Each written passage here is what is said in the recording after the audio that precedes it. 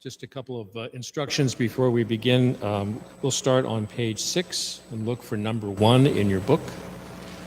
That's what we'll be doing throughout the stations, and we'll precede each station with a verse of the song, which is on your song sheet.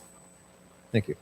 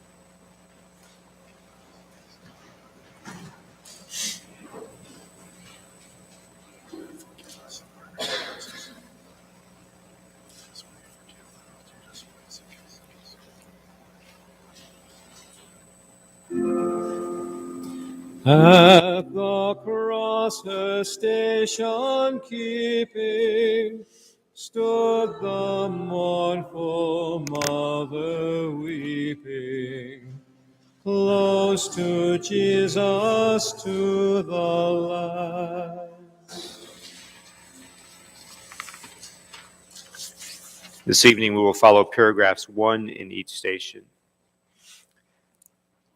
The first station, Jesus is condemned to death. We adore you, O Christ, and we praise you.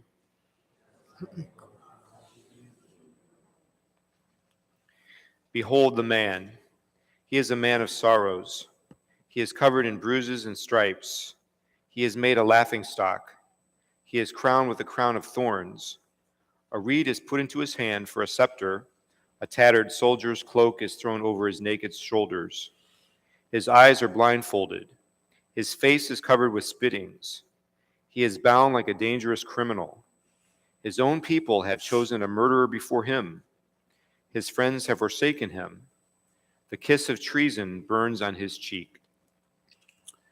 He has no comeliness whereby we shall desire him. He is a worm and no man, the reproach of men and the outcast of the people.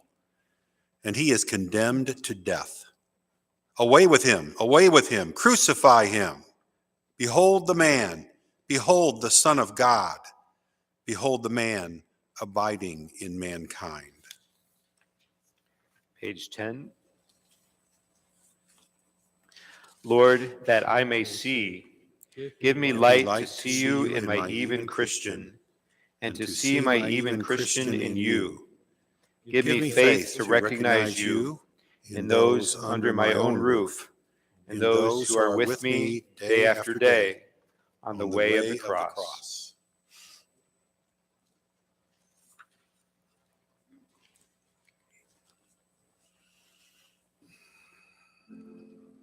Through her heart his sorrow sharing, all his bitter anguish bearing. Now at length the sword has passed. The second station, Jesus receives his cross. We adore you, O Christ, and we praise you. Because by your holy cross, They have put his own garments on him again, and Jesus comes out from the judgment hall of Pilate to receive his cross. he comes to it gladly. This is a strange thing, for the cross is a symbol of shame, and it is to be his deathbed. Already he sees the very shape of his death in the widespread arms. From this moment, he will be inseparable from it until he dies on it. He will labor and struggle under the weight of it until the end comes. Yet Christ welcomes the cross. He embraces it. He takes it into his arms as a man takes that which he loves into his arms. He lays his beautiful hands on it tenderly, those strong hands of a carpenter that are so familiar with the touch of wood.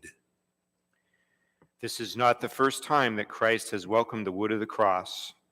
It is only the first time that he has embraced it publicly before the crowds. It is a tremendous gesture toward men, his love for them openly, because this cross which he is receiving is their cross, not his. He is making it his own for love of them, taking their cross and lifting the dead weight of it from the back of mankind. That is why Christ receives the cross with joy and lays it to his heart. Bear one another's burdens, he told men. Now he takes the burden of the whole world upon himself.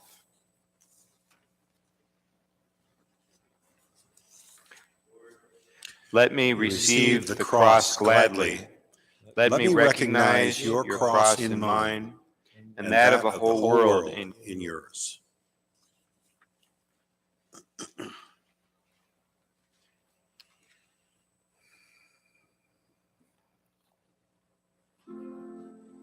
Oh, how sad and so distressed was that mother highly blessed, of the sole begotten one.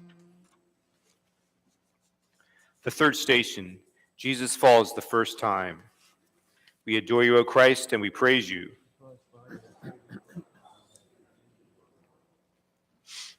At the very first step on the way to Calvary, Jesus stumbles and falls.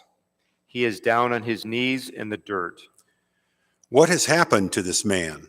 This man who had just now declared himself to be king of a spiritual world with legions of angels at his command, who has been known to hold back the overwhelming force of the storm and still the raging seas by an act of his will, who by a mere touch of his hand caused a living fig tree to wither, and has fallen now under the purely material weight of the cross he so lately welcomed. Only a few moments ago, he held out his arms to receive it, seemingly with joy. Now, at the very first shock of its weight on his shoulder, he has fallen. The crowd thronging outside the judgment hall are laughing derisively. Some of them remember hearing him say that any man who wanted to follow him could only do so carrying his cross. Now it seems that he can't even take the first step on the way to be marked out by his footprints without falling. Lord, we thank you for your compassion for us, for the mercy of your first fall under the cross. Christ above in torment hangs, she beneath beholds the pangs of her dying glorious Son. The fourth station, Jesus meets his blessed mother. We adore you, O Christ, and we praise you. Because by your holy cross you have redeemed the world. Jesus is on his feet again. The cross is put back on his shoulder. Once more he starts on his way. As he lifts his bowed head and looks at the road he is to tread, he comes face to face with his mother. It is not by chance that she meets him at this moment, just as he falls and struggles to his feet again. She sees that which no one else in that crowd sees, the tiny child taking his first unsteady steps and falling on the garden path in Nazareth. She is there beside him, holding her breath, longing to put out her hands to hold him, to prevent the fall.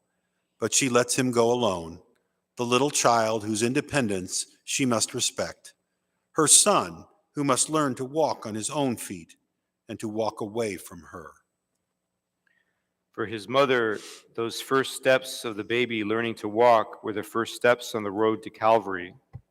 The Word was made flesh, her flesh. God had taken human nature, her human nature. The way of the cross had begun. Already his face was set steadfastly toward Jerusalem. It was for this journey that she had fashioned those blameless feet from her own flesh and blood. Mother of Christ, help me to be willing to accept the suffering that is the condition of love. Is there one who would not weep, whelmed in misery so deep? Christ, dear Mother, to behold.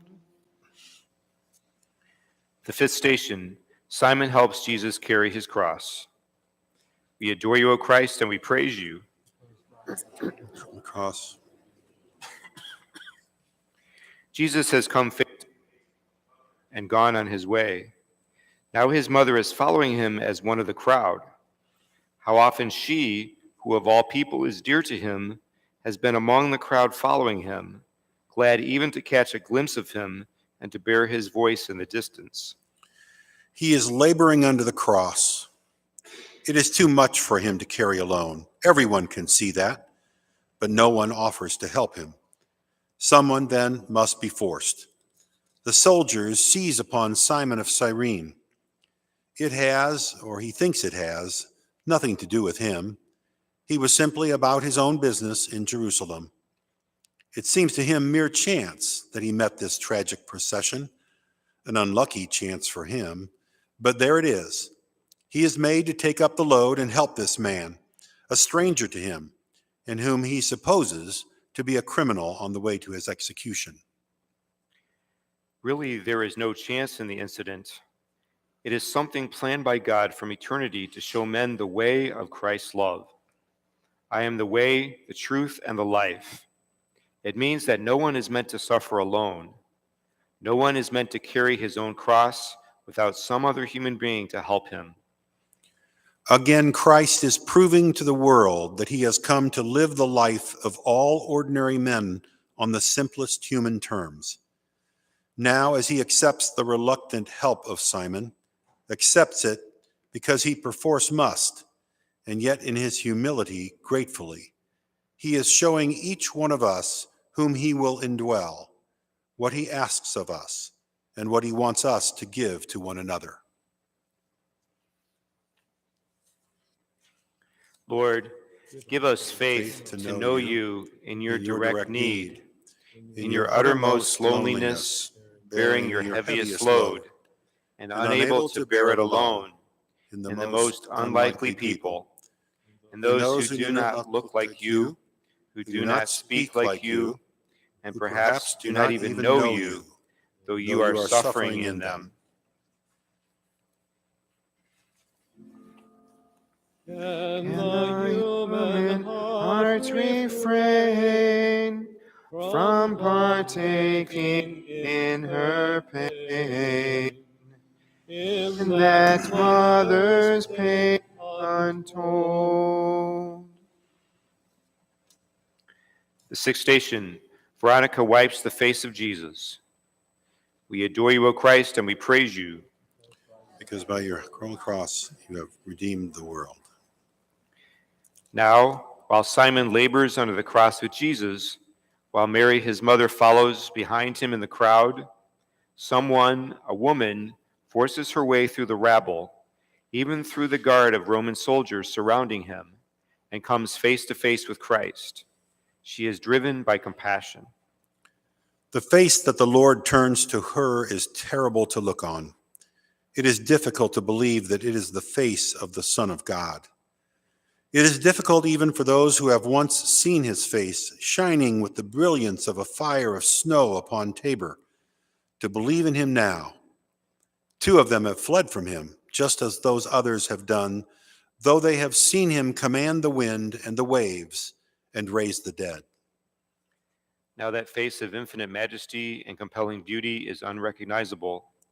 The eyes which could see into the secret places of men's souls are blinded, swollen from the long sleepless nights of trials and judgment, and filled with sweat and blood. The cheeks are bruised and dirty, the mouth swollen, the hair like ripe corn is tangled by the crown of thorns and matted with blood. Certainly there is no sign now of the beauty that could win a man's heart by a single glance, or of the power that can rule the tempests and give life to the dead. On the contrary, here is a man who is the very personification of humiliation, who is ugly with wounds and suffering, who is in the hands of other men who have bound him and are leading him out to die, and who is not even able to carry his own cross alone. Savior of the world, take my heart, which shrinks from the stark realism and ugliness of suffering, and expand it with your love. Open it wide with the fire of your love, as a rose is opened by the heat of the sun. Whose divided, thirsty filed, she beheld her tender child, all with bloody scourges rent. The seventh station, Jesus falls the second time. We adore you, O Christ, and we praise you, Because by your holy cross you have redeemed the world. Hardly had Veronica wiped the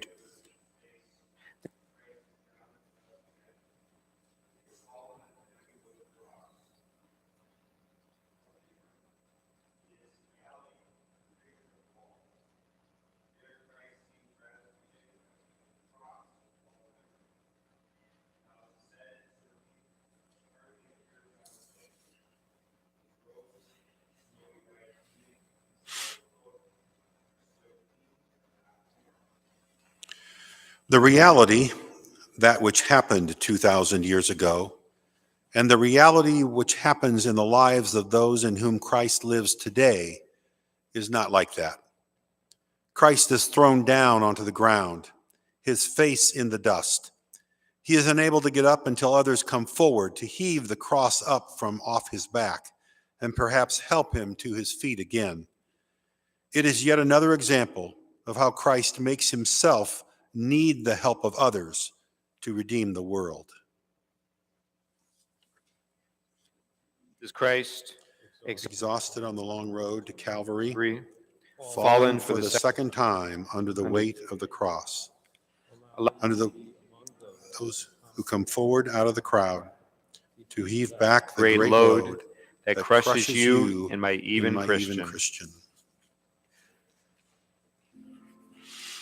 For the sins of his own nation, saw him hang in desolation, till his spirit forth he sent.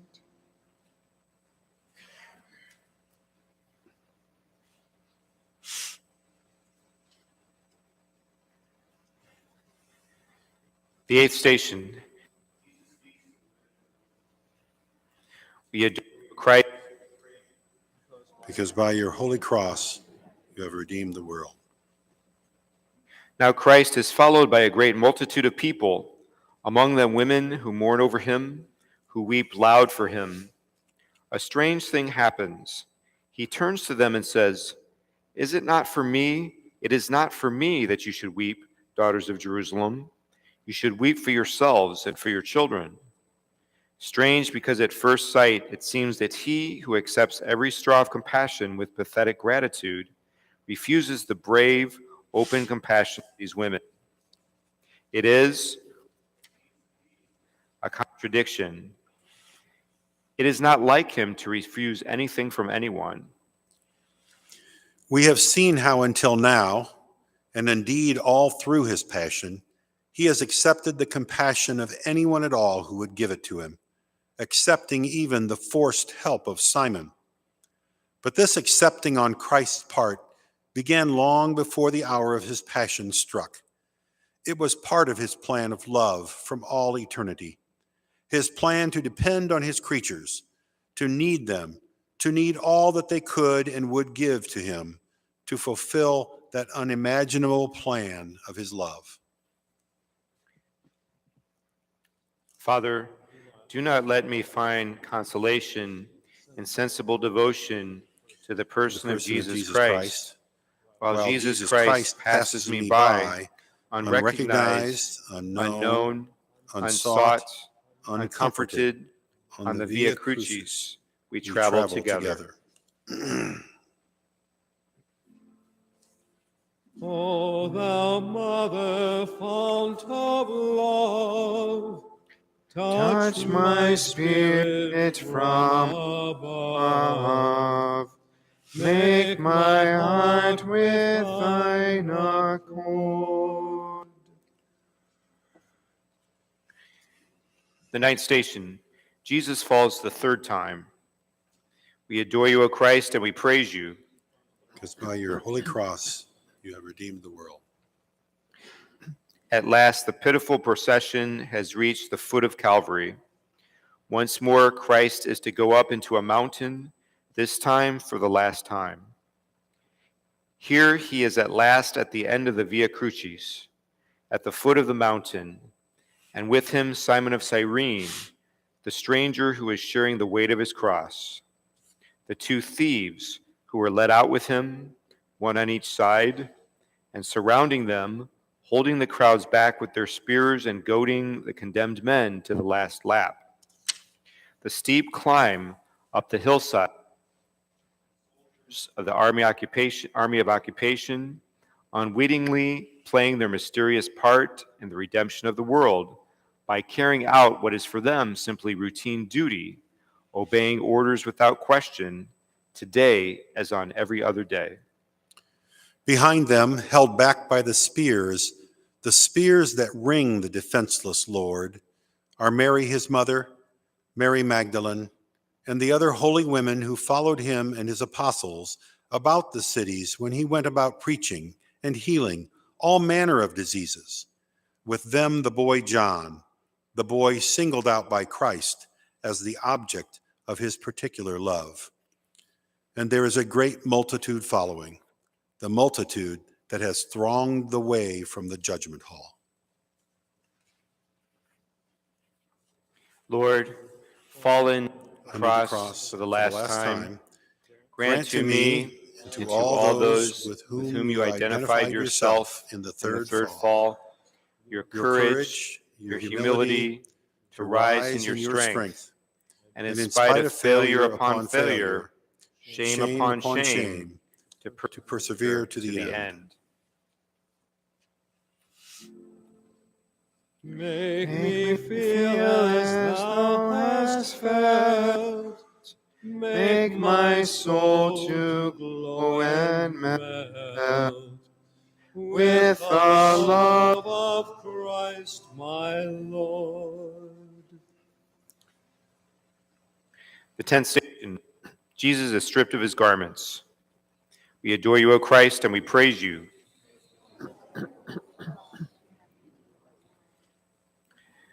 Once more, Jesus has been helped to his feet in order that he may suffer to the end.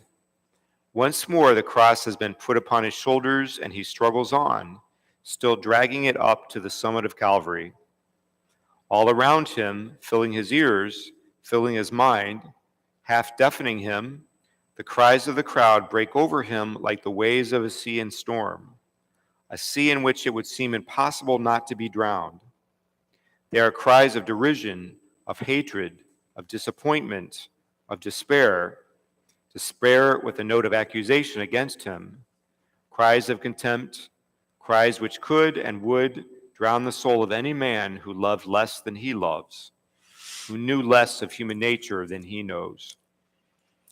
These people who are disillusioned, disappointed, contemptuous, even these people who fear and hate him, are those whom he loves, and who, when at last he has dragged the cross to the summit of the hill and been lifted upon it, will be drawn to him.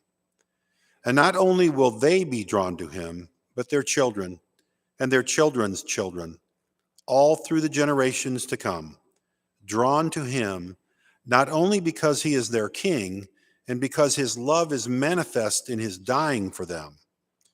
This is the greatest love a man can show, that he should lay down his life for his friends.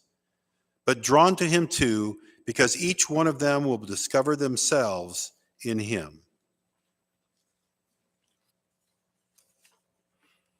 Jesus, stripped of your garments upon upon Calvary, give me the courage and the humility to be stripped before the world of all pretense, to show myself even to that one whom I love, and whose good opinion of me is vital to my happiness, just as I am, naked, stripped of everything that could hide the truth of my soul, the truth of myself from them. Holy Mother, pierce me through. In my heart each wound renew. Of my Savior crucified.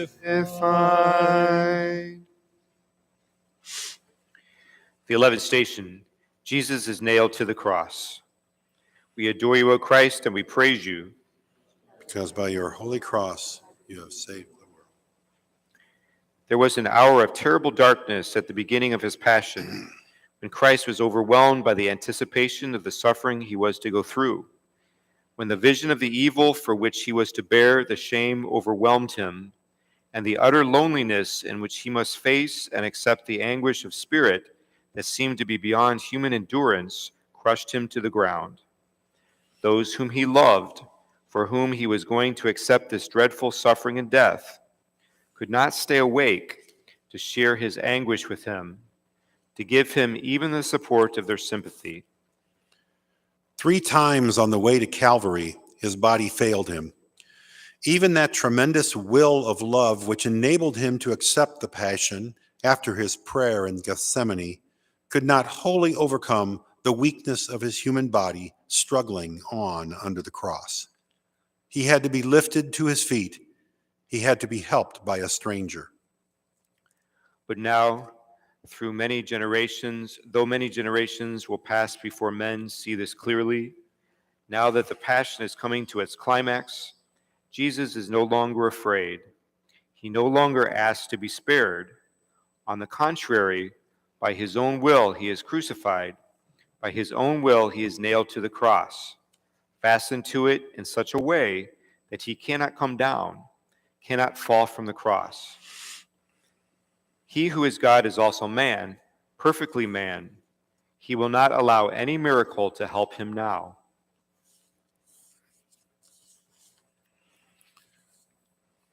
Lord, wholly surrendered to the will of your Father, and wholly identified with us, Lord, nailed to the cross by your own choosing, teach us to obey, to accept, to bow to the will of God. Let me share with thee his pain, who for all my sins was slain, who for me in torment died. The 12th station, Jesus dies on the cross. We adore you, O Christ, and we praise you, because by your cross.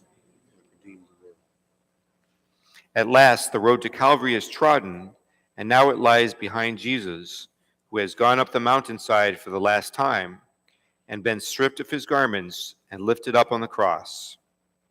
Now from the cross, before his eyes are darkened, he can look back down that road, which is indeed an image of the road through life of all those who will come after him. On that road, he has known those things which every Christian, everyone who follows him, must know too on the journey between birth and death. He has known pain, exhaustion, apparent failure, shame. But it has not only been tragedy he has known. He has known too the blessed dependence of a man upon other men. He has been helped by them and accepted their help. He has realized the joy and the light that comes to other men through helping him, above all, through helping him to carry his cross. He has known compassion from the women he met on the way, compassion and the heroism that it inspires, the women who blessed him openly with loud voices, and Veronica, who dared the mockery of the crowd and the authority of the armed guard to come close to him and wipe the tears and the filth from his face. On that road, too, he has seen the absolute triumph of his mother's love and trust for him and for his heavenly Father. She has not doubted him. Against all human reason, she has believed in him. On that road, where so much was dereliction and shame, her fiat, "Be it done to me according to thy word," has flowered with unimaginable splendor. His passion is her passion. She has followed him all the way, and by her side the beloved disciple John, the boy who is to take the place of Christ as her son. And immensely comforting to him, Mary Magdalene, the notorious sinner who dared the censoriousness of the Pharisees, has now dared the mob surging about him on the Via Crucis and followed him to Calvary. With her, other loyal, heroic women who are with him now beside the cross. His mother and his mother's sister, Mary, the wife of Cleopas, and Mary Magdalene had taken their stand beside the cross of Jesus. And Jesus, seeing his mother there, and the disciple, too, whom he loved, standing by, said to his mother, "Woman, this is thy son." Then he said to the disciple, "This is thy mother." And from that hour, the disciple took her into his own keeping.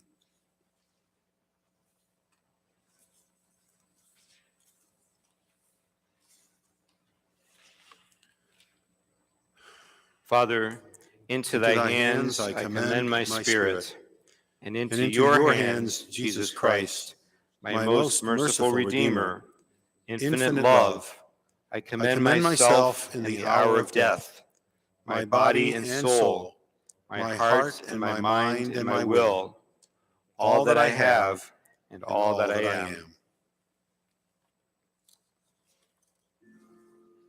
Let Let me me mingle tears with thee, mourning him who mourned for me, all the days that I may live.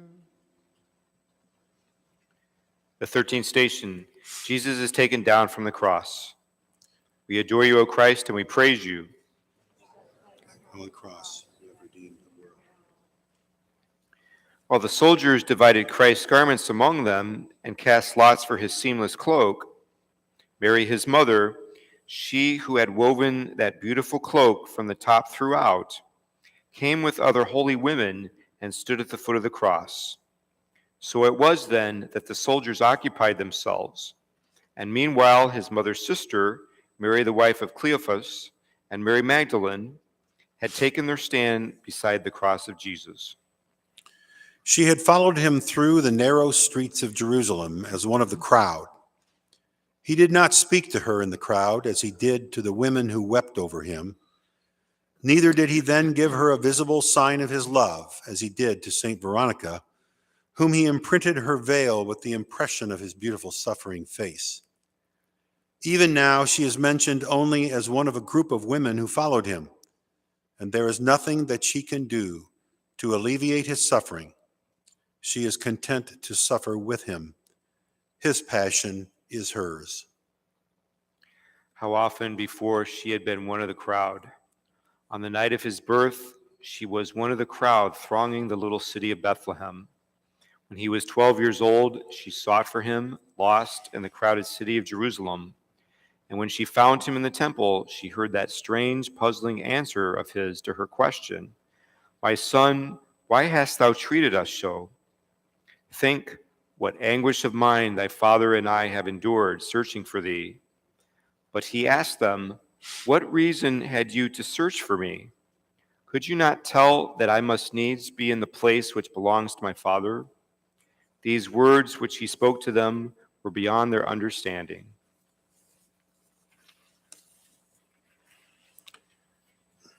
Mary, Mother of God, receiving the dead body of Jesus Christ, your Son, taken down from the cross and laid in your arms, receive us, to whom he had given his life, and lay us with him and in him upon your sinless heart.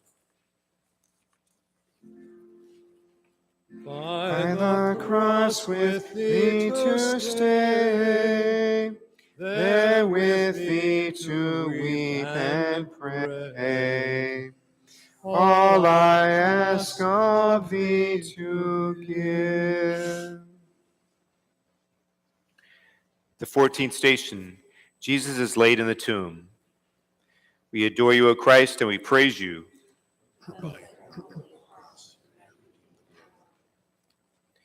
Every birth of Christ into this world is in one sense a parting from his mother. It must be so. Now he is lifted from her arms by his disciples and made ready for his burial.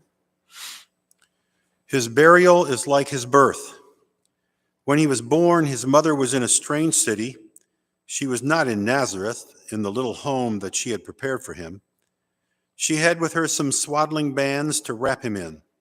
The beautiful little garments she had been weaving for him were left at home.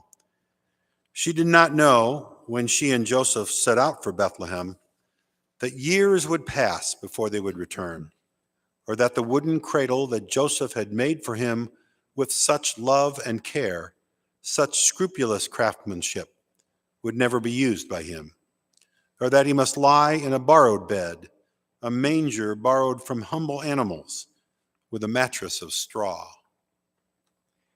Mary must indeed have remembered that night now, when hurriedly, because all must be done before tomorrow's feast, Jesus was laid in a borrowed tomb. In the same quarter where he was crucified, there was a garden with a new tomb in it, one in which no man had ever yet been buried. Here, since the tomb was close at hand, they laid Jesus because of the Jewish feast on the morrow. Just as he came into the world with nothing of his own, it seems now that he will go out of it possessing nothing, not even his own garments, the garments that his mother wove for him, not even his own resting place, his own tomb.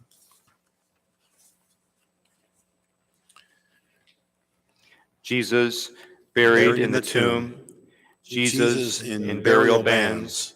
You are life and the source of life. You are the seed in the earth, the secret of the eternal spring. You are the wonder of heaven and love's unending flowering.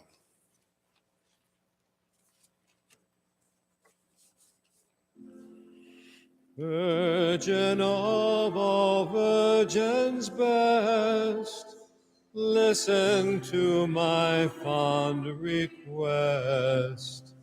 Let me share thy grief divine.